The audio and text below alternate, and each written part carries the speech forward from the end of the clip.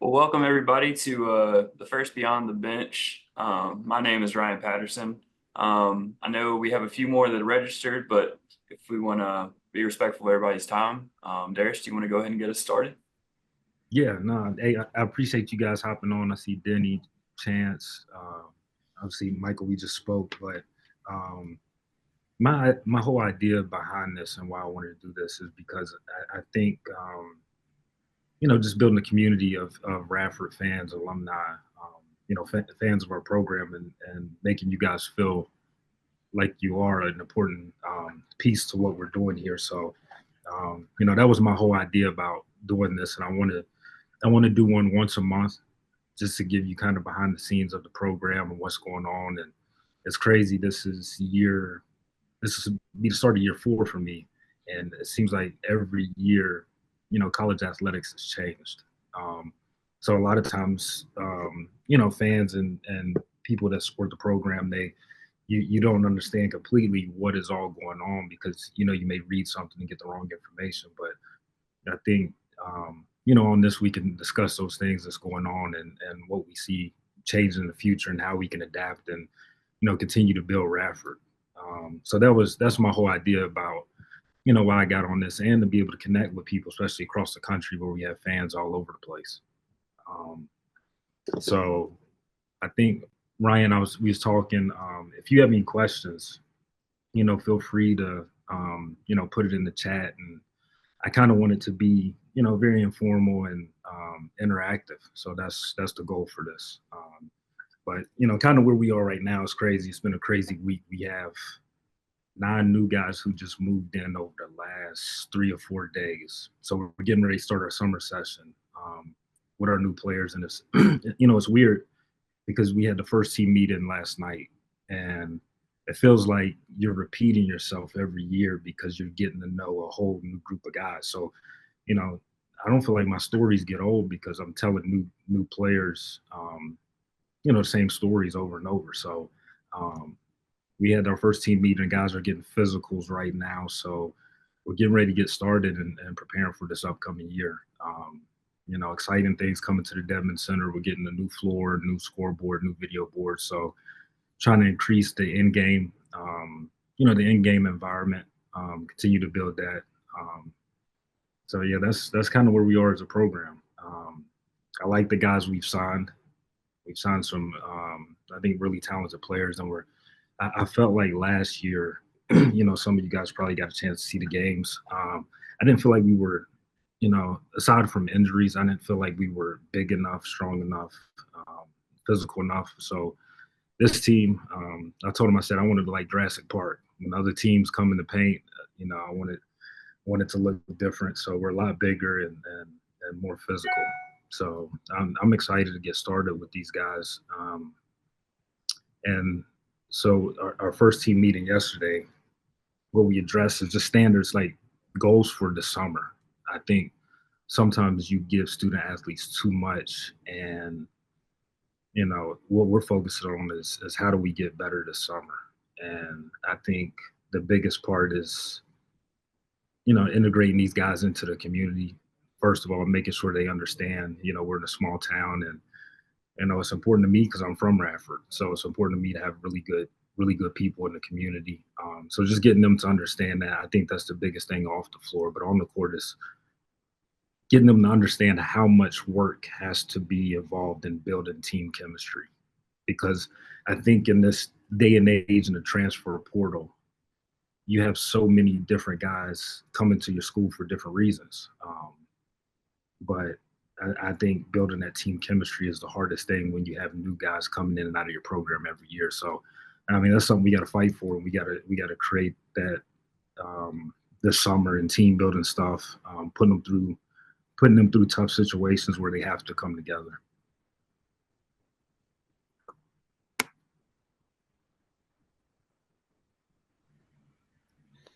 Coach, I Anybody got like. anything? I didn't want to ramble too long before somebody had something. No, I like what you're preaching. Accept the sermon. What was that? I said I like what you're teaching and preaching. Yeah, no, I appreciate that. Um, it's funny. So, like our motto is, and we always tell our guys, our motto is next play speed. How fast can you move on to the next play? And I told the guys, I said yesterday in the meeting, I said we have, you know, you can't bring your scrapbook with you wherever you came from. And most of them don't even know what a scrapbook is. So I said, okay, well, this is what a scrapbook is. So back in the day when, when people actually had the newspaper, like the hard copy, you cut it out, whatever. I said, so if you're coming from FAU and you went to the Final Four, like that doesn't matter anymore. So you can't bring that with you. So we always say next play, like, because the game of basketball is random events, and so is life. So in the game, if you do something good, you've seen it many times. Somebody does something good and they, shoot a bow and arrow, or they do something to the opposing team and they get a technical, and then, it's a 5-point swing. Or if something bad happens, somebody shoots an air ball and they jog back down the floor, the other team's gonna score. So the way we coach and the way we teach off the court is that next play mentality. So I think a lot of coaches coach the mistake harder than the response, and we try to coach the response harder than the mistake. Because I mean, you know how it is in life or in the game of basketball. You know when you're making a mistake or when you made a mistake. So that's the biggest thing we're trying to get across to these guys this summer.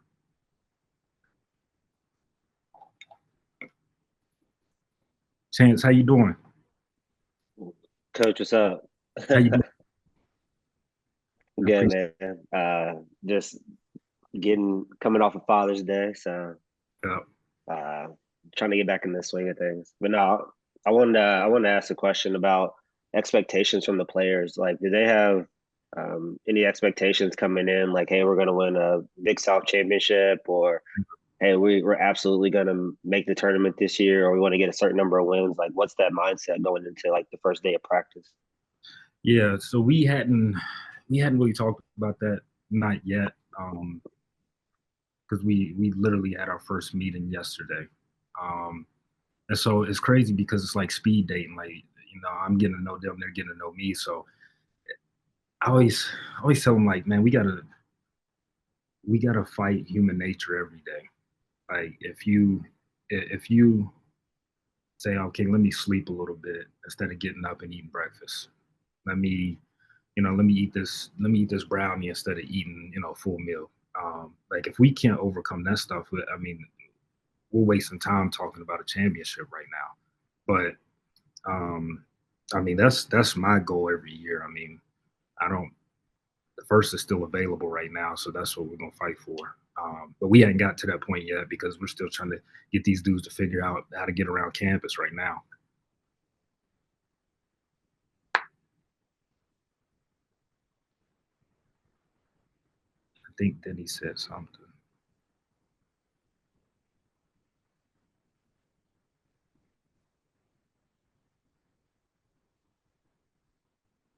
Oh, I got it.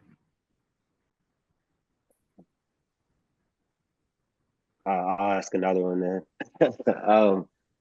Is there anybody that you're excited about that transferred in this year specifically, that you Yeah. feel like brings, I don't know, I would say like leadership, Yeah. mainly coming into the program where they can get new guys to buy in? I think I'm excited, especially from an intangible standpoint, with Brandon Macklin. He's a junior college transfer from Odessa. Um, just like when we evaluated him and we recruited him, like, he's the loudest guy in the gym, ultra competitive, and he's won everywhere he's been.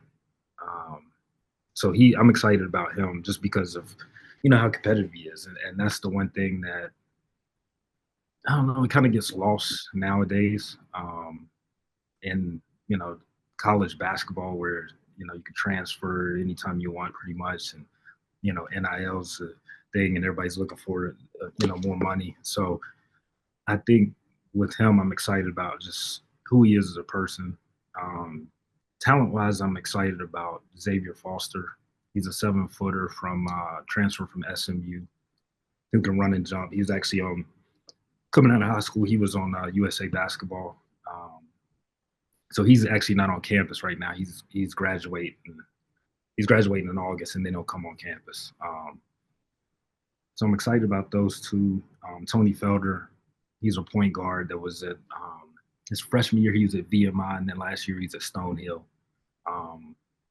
Just a big time leader, ultra competitive, and can really score it.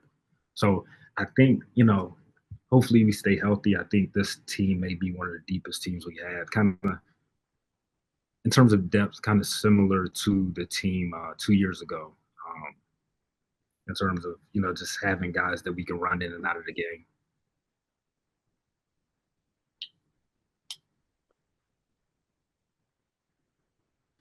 So kind of Laura's on. We got one more game to finish the schedule. So I think you guys are gonna like the schedule. We opened up at Pittsburgh.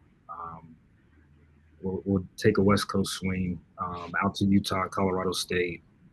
We got some good home games, some in-state opponents. We got William and Mary coming here. We got Old Dominion coming here. So, my goal is to get quality home games and in-state home games where we could do home homes. And I think with Radford University and most of our fan base, alumni being in the Virginia, North Carolina area, getting those teams that people identify with to come here and then us go on the road there. I think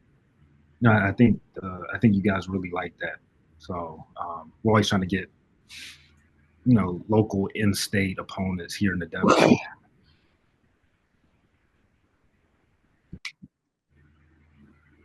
Coach Nichols. Yep. If I can speak up, I say a couple questions, but a million. I know that NIL has created a problem, and it felt like last half of last year the chemistry went down a little bit. Right. And I just feel like the mid majors are getting crushed by that.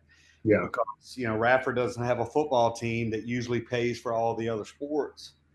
And I know, we lost to Archer, and he was probably offered money other places and everything. But I would be interested in your take on that. And then your take on, are there any more surprises left transferring in from the transfer portal? And I'll be at least 4 or 5 games next year. I go every year. I got you. I appreciate you. I think the biggest problem is they opened up two major things at once. Like when you have the transfer portal and NIL at the same time, like I don't think it was like students always wanted their rights and their ability to transfer because they weren't getting paid. So I don't have an issue with NIL. I had an issue with how they did the transfer situation. So now it's easier to just jump around. Okay, well, I'm not getting enough money. I'm not happy now. I can jump around. But the problem that I have with the transfer portal now is that extra COVID year is gone away. So now student athletes don't have 5 years with that extra COVID year. So what you're going to get now, when we're starting to get it with some of our transfers that's transferred twice, is that they have to load up on credits in the summertime just to be able to graduate. So what that does to lower level schools is, okay, now that increases how much money you have to raise because you're paying for more summer classes because, mom's going to call and say, hey, well, is he going to graduate? Like, yeah, we got to make sure so-and-so's graduating because all these credits don't transfer over. Nobody's talking about that. As far as the NIL thing, it's like, teams can come and, get a player from you, but okay, we'll go get some of their players.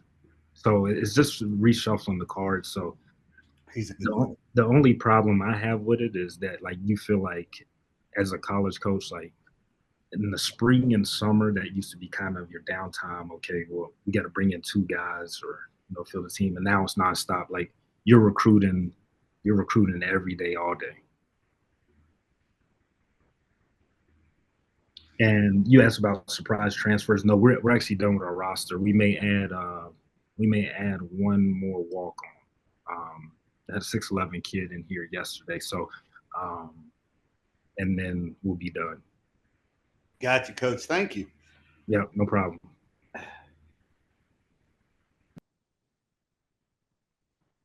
What talk? I mean, guess hitting on the NIL stuff. Do you feel like you're doing a lot more personal branding? I saw you just got Instagram, putting Yeah, out some more content. Do you feel like that? Do you feel like that helps? I do feel like I do feel like it helps. I think it helps. I think it helps our guys. I think it helps our program. And I've got some creative ideas of how to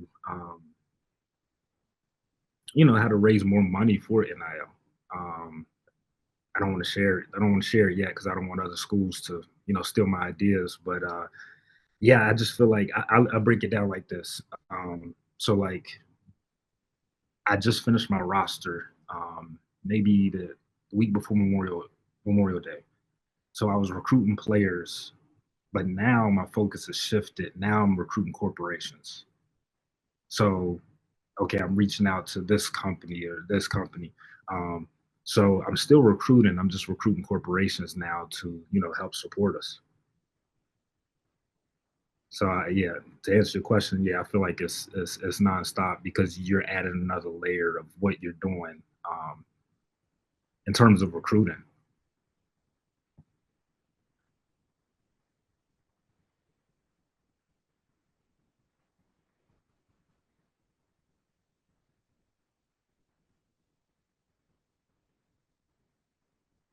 Yeah, some people join in. Is there is there anything that we can? Yeah, is there anything else that we can do? I guess to help with that Yes. process. So what we're doing, we have a collective that's probably gonna get announced here in about a week or two, and it's got a membership. It's got like a membership based kind of model to it. Um, so it's as many members as we can get signed up for. That helps. Actually, there's other ways that we can do money for NIL. I'm thinking I want to do a pickleball tournament here in the spring. Because we got all the tennis courts out there. We're working on doing that. I think we could put like 20 courts and then maybe have a champion play inside the Devon Center. Want to do tip-off banquet, and then we can use some of the guarantee money that we raise to support NIL as well. So I think once we get the collective and the information out, I think just passing that out to as many fans, alumni as possible, I think that helps.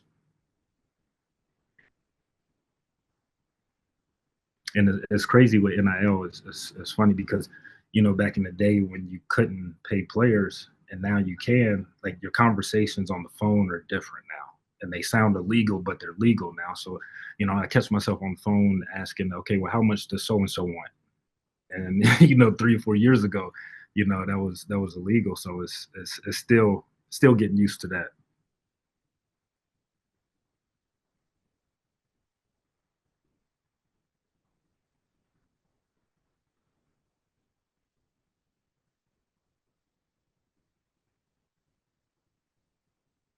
Flip, how you doing?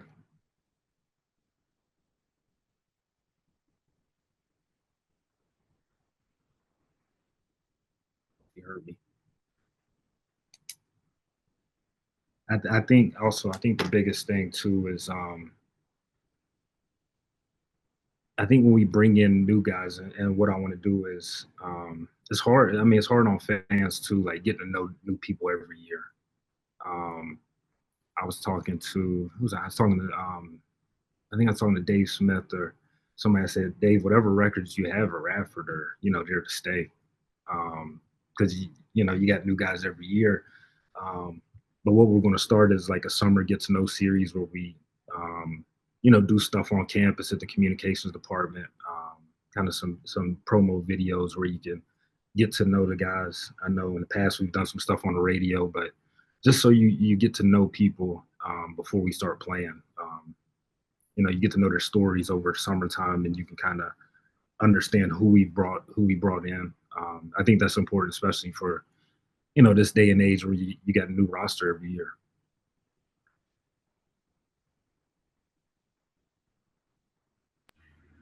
Man, I feel like I'm hogging this conversation, Coach. No, you're fine. You're fine. Hey, what's the health like? Two players, the new 7-footer coming in, Xavier, and Yeah. how's Abu? Is it Ibu or Abu? I Ibu. don't know how to Yeah, pronounce it. Ibu. Yeah, Ibu. The 7-footer coming in, he's fine. He's just out of shape. My brother went and saw him. Yeah, my brother went and saw him last week. Yeah, he's just in terrible shape right now. Ibu's clear to go full contact. He tore his ACL last year before he went to Japan. So he's full go. But taking it slow with him because he's still jet lagged. Josiah Harris, he's getting back. He should be cleared probably in the next 3 weeks. I got you. He had a minor procedure on his knee. And then Truth Harris, who broke his jaw in that Longwood game, he's back. But he also had, he had something going on with his back all season. So, yeah, we had an injury bug last year. But those guys, they'll be full go here in probably the next 3 weeks. I got you. When will the schedule come out? So we're waiting on one more game. Lord Turk hits me up probably once a week. And we got the Greenbrier game. So we're waiting on an opponent for the Greenbrier. Because we're gonna play in that the Greenbrier game again. So waiting on Morehead State or Eastern Kentucky for that game. Got you. And then our non-conference will be done. But the Big South doesn't release the conference schedule to almost August. But I like to get the schedule out as early as possible because then people can make plans, families can make plans. But so as soon as we get that game, we're going to release it, the non-conference. I got you, Coach. Yeah. Just to remind you, I coached basketball for almost 20 years. I wasn't good enough to play D1 like you, but I did play a little bit at Berea College. And so, I was an old school dude, close out. I forced baseline, sideline when I was a coach. But, I know college is a lot different. And you got to force people where, the percentages are down. But if you ever need a grad assistant, I'll go get another master's. And I work for $16,000 a year as your assistant, and I'll wash towels and whatever. I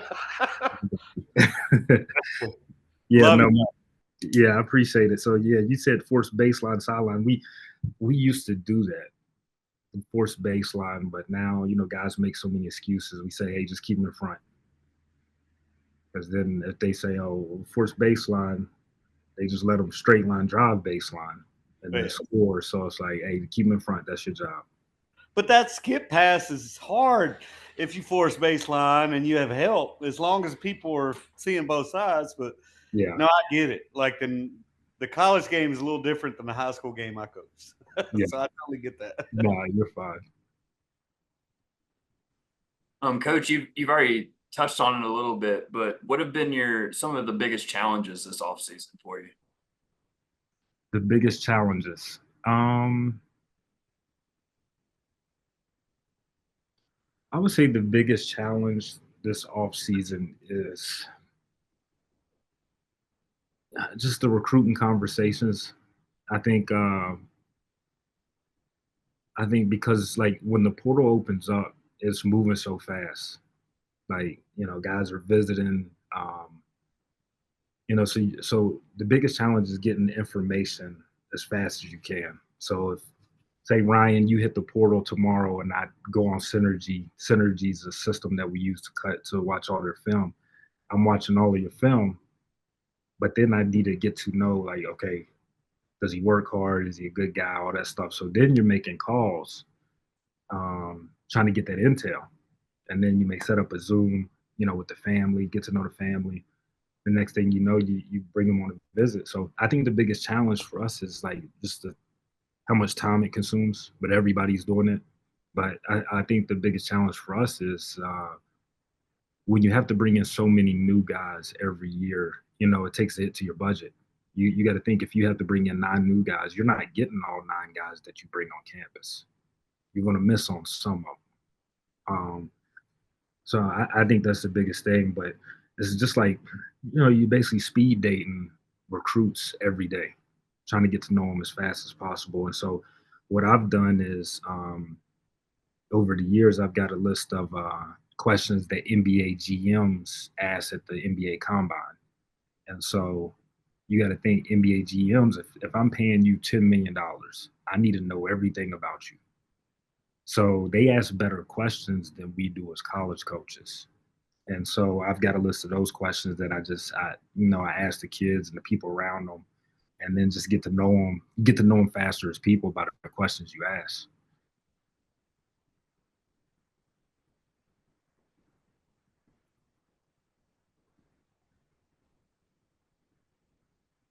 See why you coming up here and teaching closeouts? Got to chop your feet, left or right hand up, depending on where he's trying to force him. Hey, if you let me, I mean, I can't deal with people flying by jump shooters. Hey, close out under control, box out. He either gonna make it or miss it, but you close out of control, they're driving to the rim, they're missing it and following. I mean, what are we doing here? What are we doing? Whatever way we teach it, let's just under control, guys. That's all. This is the way, like, I've studied over the years, and the way we teach it. So you don't foul jump shooters. We always we teach correct hand closeout. So see what if you're shooting right-handed, I'm contesting with my left hand. So naturally, that's forcing you to dribble with your left hand too. So that's how we. Because if you contest with your right hand, and you're righty shooter, and I'm sprinting out there, I might run into your body. If that makes sense. Yes, as a creature. Was that?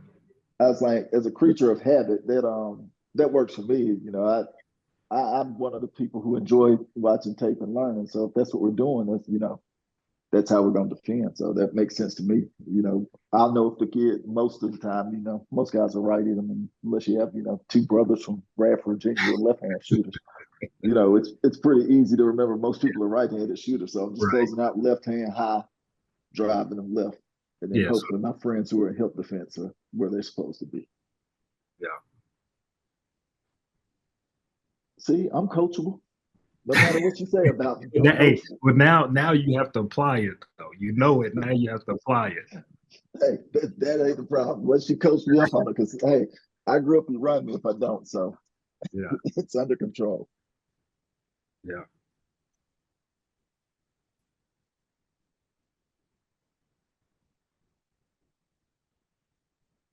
So you're going into your fourth season as a head coach. What are some of your favorite things about being a head coach since you've been in it for a while? You know what? It's funny because, like, I have a lot of friends who say, "Man, I want to be a head coach. I can make my own decisions. I can do this." I said, "No, if you want to be a head coach because you think you're going to make your own decisions, then you're wrong." Because I thought that too. Because you think about it. Okay, well, what time are we practicing? I don't know. We got to work with volleyball or women's basketball too. So you don't, it's not set up like that. I think my most enjoyable part is the impact you can make on student athletes. And I think, obviously you can do it as an assistant, but then it's just as a head coach, it's just a different feel. And I struggled with that year one. And I remember we were on the road and we were eating, in the hotel, we were eating the night before the game. Everybody's hanging out. So everybody's just laughing, whatever. And I called one of the players over, Brian Hart. I said, "B Hart, come here." And then the whole room got quiet. Like everybody stopped talking. They was looking at me and B Hart like B Hart was in trouble. And I said, "Hey, hold on." I said, "How come a few months ago when I was an assistant coach at Florida and I called somebody over at the room, everybody just kept doing what they were doing and everybody laughing, joking, carrying on." I said, "But now I'm a head coach and everybody thinks as soon as I talk to somebody, they're in trouble." So it's different. And I've learned you have to really watch, people are always watching. Like you have to watch what you're portraying to the guys and all of that stuff. So, but you can make a bigger impact on those guys. from, I guess, the head coach title or position. Makes complete sense.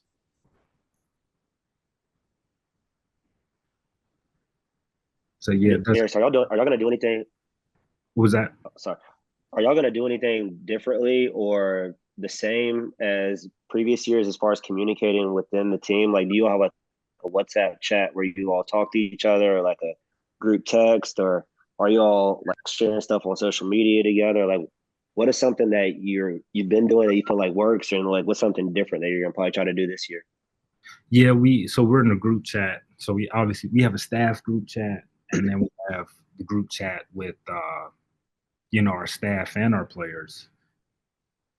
So we communicate and we put a lot of videos and content in there. And I encourage them. I'm like, hey, if y'all find some stuff that you think, that may benefit the team, put it in the chat.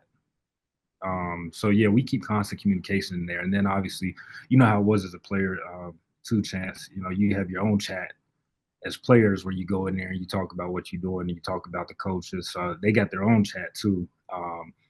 But yeah, we keep constant communication in there, and it's funny because obviously we're in a small town, and yeah, everybody knows these guys, and they got cars that got tents on it, rims on it, so they ride around town. So we see them, and we got this running joke, and we started it because we wanted them to know how small it is and how everybody knows who they are. So if we see anybody driving around town, we'll say, hey, slow that car down. And they may not see us or we may not see them. So, just making sure, everybody's doing the right thing. So, yeah, we do keep constant communication in there.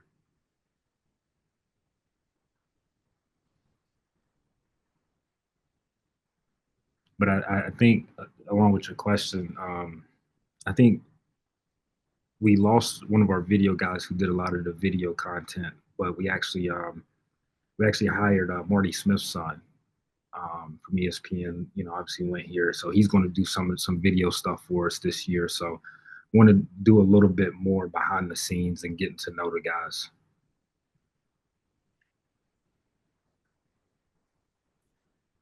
So Darris, what's your vision for this Beyond the Bench going forward? My vision for this is just continue to let it grow and be a conversation. I think that, now that I'm back, I just want to continue to build, school spirit. And on these, beyond the courts, it's not always going to be me. I may have Mike McGuire on here. I may have Ben Sarabi on here. But just, a platform where Radford alums, fans of our program can get on here and, ask questions that, you normally don't ask, or kind of get behind the scenes on where we are as a program. And, just because we need you guys' help. And a lot of times when college coaches, we're in the stage where college basketball coaches are always asking for money. So as soon as people see us coming, they're like, oh, here he comes, he's asking for money. But that's not my vision behind it. My vision is to grow the fan base.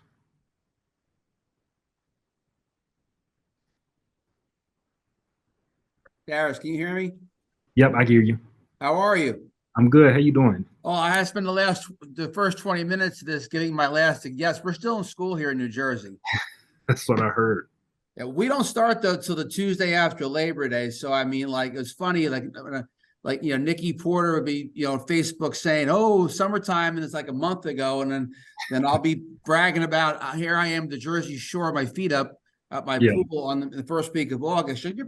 And you're like, we're back in school already. I said, yeah, that's how New Jersey is. I mean, our 3 months are just a little different. But this is a tremendous idea. When I saw the thing, we're doing something similar to that with baseball and, through Facebook. And I think, and I see, Corey and Chance on here, getting our alumni engaged again in our programs, I think is very important to grow the programs. And I think this is a tremendous idea. And I honestly think, I've said this before, I think a lot of programs should be doing this. Yeah. And I've done it before, and Chance and Corey were on it. I think that sometimes we just focus so much on our sport alumni, like basketball alumni Zoom.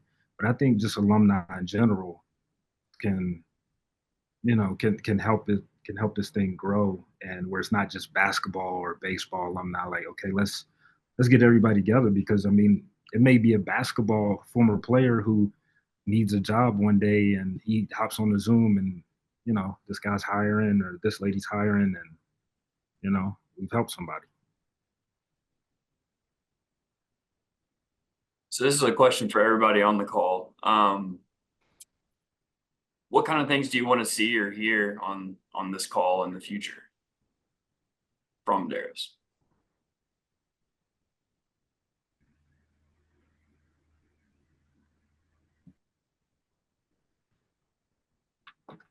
Can I follow that up with a question, Ryan? Absolutely. Fantastic. I actually got two questions. Denny, what part of New Jersey you in? The Jersey Shore, but not that part of the Jersey Shore. I spent a little time at Asbury Park. That's why I was wondering. I went to high school, one town. That was our football, basketball rival when I was at Long Branch High School. Perfect. All right, I got it. Okay, and so the place close, was it Bridgeton's close to New Jersey? All right, got it. So that helps lead into my question. So Coach, I know you don't want, like, these aren't this, to Ryan's point, like a question. It was a question that I had, and I was like, I know you can't get deep into it during the season and with players, but like a question I always have is like for coaches is like, one, how do you manage all these personalities? Right? Like that's the big question, but also like to the point of Ryan, like, hey, Joyce, interesting things that happen without giving up too much details, or like interesting. I think that's interesting to hear. Like, we're on this road trip and these things are happening. We're like, okay, we're trying to figure this out. I like, that kind of insight around like what's really going on. Yeah. So like, for example, I don't know. I think these kids are more visual nowadays than ever. So like for us, we do a lot of role playing, like when we have team meetings and stuff like that. And I may call them and put them on the spot. Like, for example, we had Brian Antoine, and we first got him. He was obviously he's McDonald's All-American. He came here. He's putting pressure on himself and everything he did. And so for him, we're in practice one time, and he misses a shot. All right, we go back and forth a few times, and he there's a water bottle on the scores table, and he punches the water bottle. This was like literally 2 minutes after he missed that shot. So that was right around the time when Draymond Green punched Jordan Poole. So I was like, I can be like, my old school coaches that I played for, just start yelling and screaming at them. I said, I'm not doing that. So then the next day in film, I showed the video of Draymond, and I showed the video of Brian punching that water bottle on the film. And so I put 2 microphones up on the podium and put the water bottle in front of one microphone, and Brian was in front of the other microphone. And his teammates had to act like they were the media and ask him questions of why he punched that water bottle. So then he's thinking about it, like next time he like has, and like I said earlier, our motto is next play speed. So he didn't have great next play speed, and that's how we showed him that by relating it into Draymond Green and Jordan Poole situation. Because I think you have to teach differently than we've been taught, I think, and I could be wrong, but I just think that registers with them more than do this because I said so. Sounds like some elephants might have been playing in the background during that one too. I mean, I don't know. That wasn't the elephant. That wasn't the elephant situation. I have the elephant right. I changed that, and I actually got a stuffed elephant in here. Michelle saw it.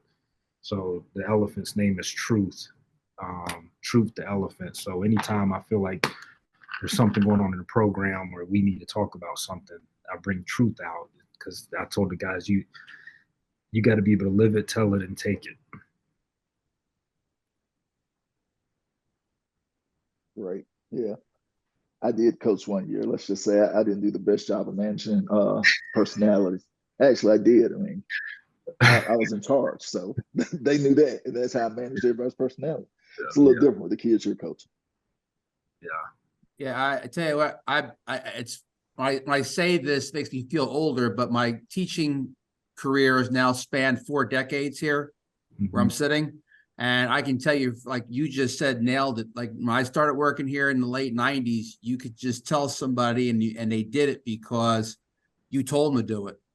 Now it's like, kids are visual. There's, I mean, like I tell this to Alex all the time, and, you know, you're getting a different kid than the 1990s classes that were coming in to play sports at Radford back then. Right. It's just, you know, especially what they're used to getting away with, and you know, they push that envelope to that you know, to that point. They see how far they can push it these days. And another thing, I said this to Joe years ago, and then it started happening. You're going to start hearing from parents now too. You know, not just the kid. You know, the kid don't come to see your office anymore. You got 4 phone calls to make because you took Johnny out of the game, you know, after missing a shot. You know, and I don't know how much people appreciate that, knowing that, yeah, it's kind of gotten into the collegiate level now that people are brazen enough to call you up after a game or the next morning and question playing time. Right. It's funny. I went to Jeff Beeler. You know, he's the golf coach. I went to one of the golf matches, and you know, the parents were there. I said, Beeler, none of the parents are yelling at you. You know, it's just a different sport. So now I understand completely what you're talking about. Well, wait a minute. Now, that's a sport that, hey, listen, the score is the score. It's kind of like, hey, but we're going to put up there in the 100-meter dash or hey, listen, the score, the time, the stopwatch and the scores don't lie, you know? Yeah, for sure. But no, I didn't. I appreciate you guys and your time and hopping on here, man. I want to build this and get more people on here. Then just, you know, continue to build a school spirit and tradition, and, you know, make you guys feel a part of it, because you are a big part in what we do. So our next Zoom will be July 16th. So I don't know what I'm gonna do yet. I may have a player on here, may have somebody else on here, but I want to continue to grow this thing, and you know, hopefully by then we'll have the schedule so I can release the schedule to you guys.